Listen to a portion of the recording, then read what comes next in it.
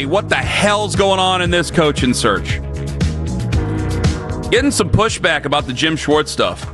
It's like, well, if you felt that if you felt that positively about Jim Schwartz, like does it immediately set Jim Schwartz behind?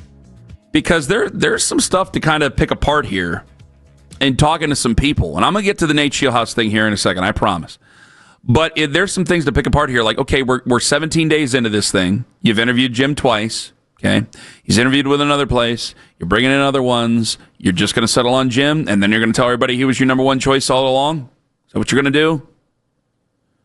Now, if I was Jim Schwartz, I wouldn't give a damn. Maybe I was the one the players wanted all along. Right. Because I do believe that they really, really, really respect Jim. I think that he treats them sternly. I think they respond to that on defense. I think that he treats them with excitement. I think they respond to that on defense. I think that you have a lot of guys on that defense that he empowers them to lead themselves. I told you, when you interview these guys, there's guys on that defense, and it makes you feel worse about how this season went. Like, I'm serious. You talk to Alex Wright, and I go, man, I can't believe this is a 5-win team.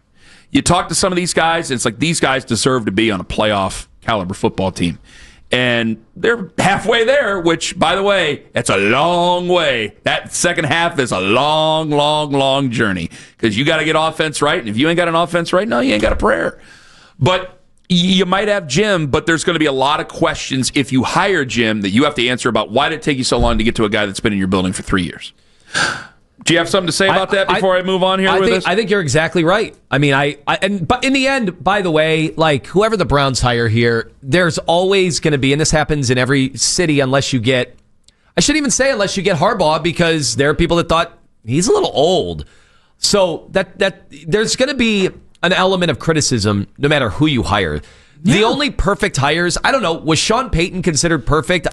For me it was, but weren't there some people going, yeah, well, he has no Drew Brees this time around? Yeah, guys, and you're going to take this, so you're right about that, and you're going to take this, some people are going to take this the wrong way and go, Ken's trying to shine the turd again. And no, this isn't it.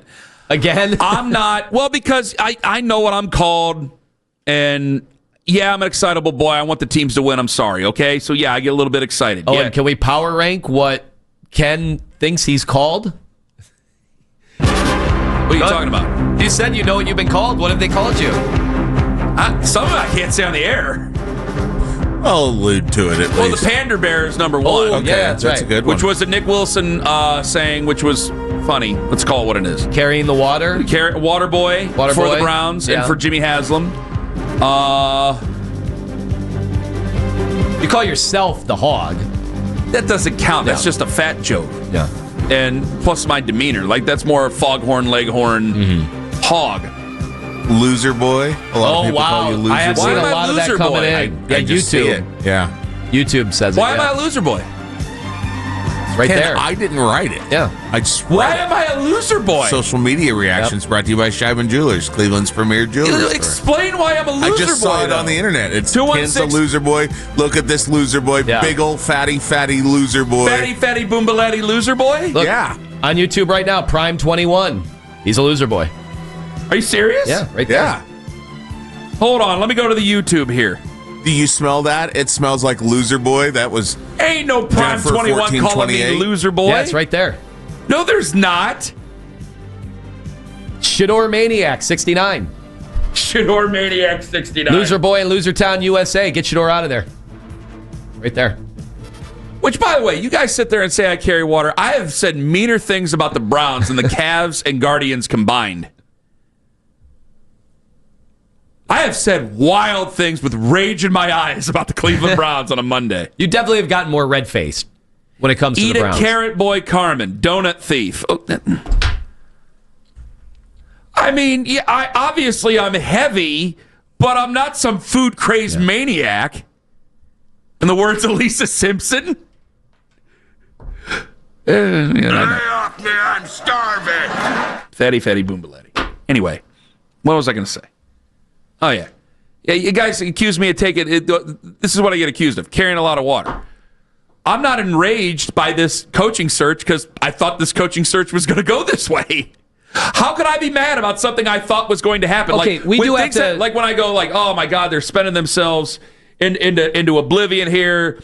The chickens are going to come home to roost. There's going to be debt that you have to pay off eventually. It's like, yeah, I expected all this to happen. Why am I going to be mad? The one elephant in the room. I can't reap what I sow when I knew what I was reaping. I knew what I was sowing. Yeah, can we reaping and sowing? Can we address the Rooney Rule thing, because they're starting to get ripped by some. They know I'm reading the comments now, so now I got to get out of it. Okay, go ahead. Thank you for watching and listening. I saw some yesterday go, how are all the other teams Rooney Rule compliant? And I said yesterday, like, I don't know. To me, this is not the biggest of worries. There's also something called back channels. If they want to hire somebody and they've told that person they're number one, whatever. I mean, there are always ways to handle these things and be able to manage the situation. Obviously. I said earlier in the week, like, who's been more, forget about the Rooney Rule and whether you agree with the concept or not to give opportunity. Who's given more opportunity to minorities all the way around than the Browns? Whether it's coaches, executives, African-American, female, who's done more than the Browns have? So I'm not worried about what the NFL is going to ding them on the Rooney Rule, or they're not going to be able to hire who they want because of the Rooney Rule.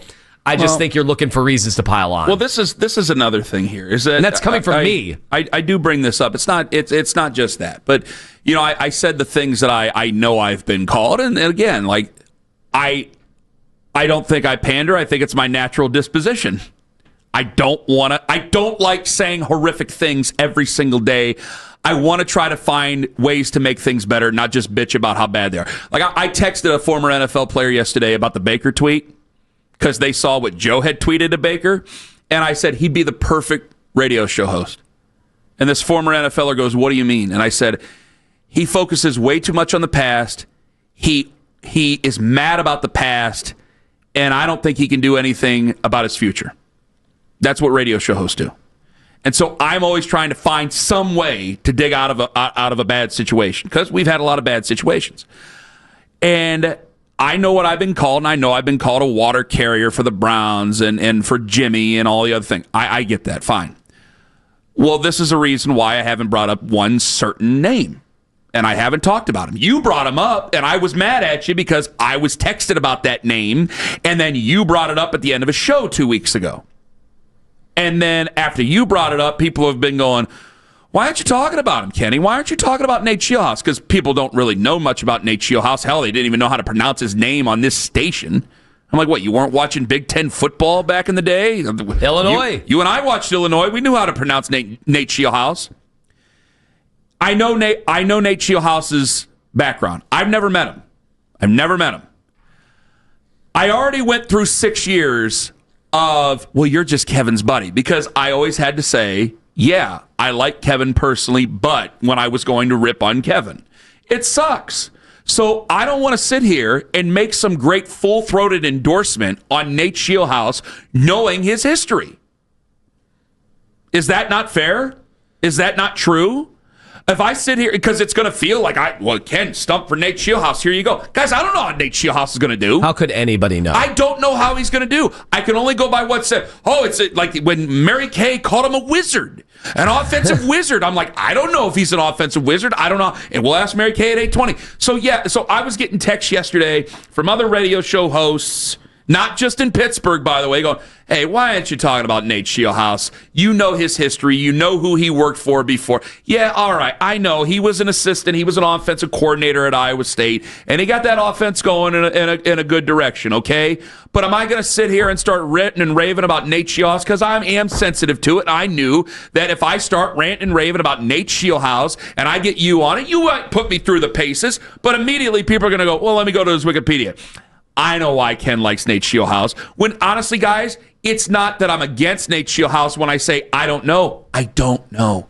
I have no... The same thing with Yadinsky. I don't know.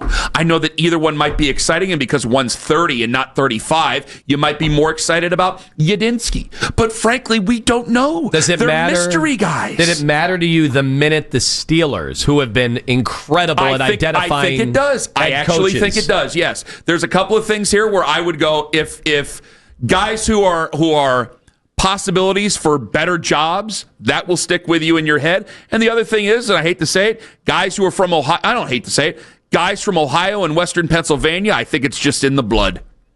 I think it's in the blood that they have a better chance because of how they grew up, because of how their fathers raised them. I think they just have a better, if they went to Mount Union, if they went to John Carroll, if they went to the places around here, yes, I think they had a better chance to be a better head coach. So yeah, if Nate Scheelhaase was from Canton, Ohio, obviously I might be barking a little louder here.